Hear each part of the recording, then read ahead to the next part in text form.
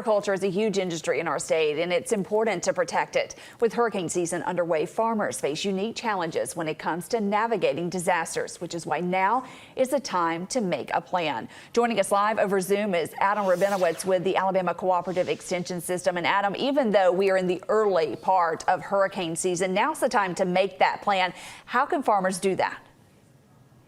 Yeah, this is absolutely a great time to start planning for hurricane season. A disaster plan, it's going to be different for livestock or crops.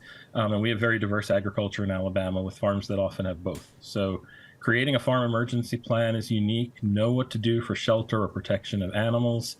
Develop a checklist of farm supplies or livestock feed that may need to be on hand. Thinking about water and animal health also might require veterinary supplies. Even fruits and vegetables, there you go, some strawberries, perfect.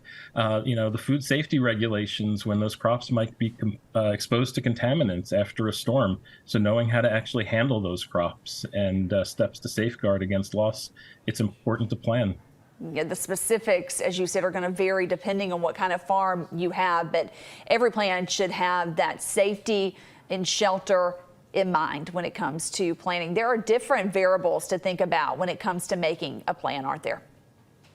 There are, and it really makes it more challenging when you're talking about the health and safety of livestock too. So you might have fences for cattle or poultry houses that are damaged for, that you need to make sure it's important that your livestock are safe, they're fed, they have sufficient water sources. You might have to actually evacuate animals, in which case you need the veterinary records for transportation. And then even the insurance policies that you have to have. That's, long before the storm, there are often deadlines for enrollment and also requirements for reporting losses, often within 15 days of when the loss occurs. We know the impacts of a disaster can last weeks, months, even years. Are some farmers still experiencing the effects of past natural disasters? Absolutely. Recovery does not happen from disasters overnight. It's very costly for farmers when they lose crops to flooding, hail, or wind damage. Livestock might be killed, fences or buildings might be destroyed, and insurance that I talked about just a moment ago, it rarely covers the full extent of the loss. Over the past 5 years, Congress has allocated tens of billions of dollars of additional assistance for farmers in the U.S. that had losses from hurricanes, wildfires, other natural disasters.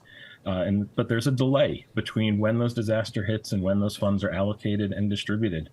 USDA has improved on that process, but it takes time to ultimately rebuild, and it may take more than a year for farmers to actually receive those payments. Yeah, that money may have to come out of pocket initially before you get those funds coming in. What else do you want to share with our audience about preparing for disasters?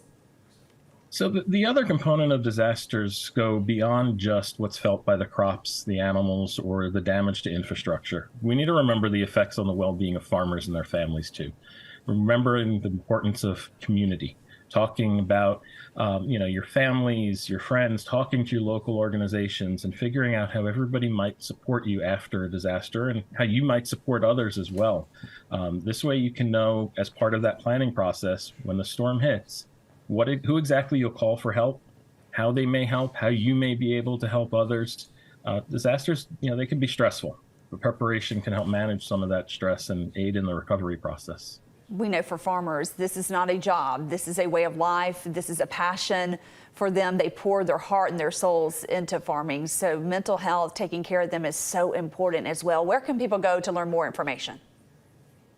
People can visit the Alabama Cooperative Extension System's website, so www.aces.edu, and search for exactly that document there, Navigating Natural Disasters. The webpage has a series of videos that can help farmers when they create a disaster plan. And we have more videos that we'll be adding to that site soon as well on food safety, poultry, government programs.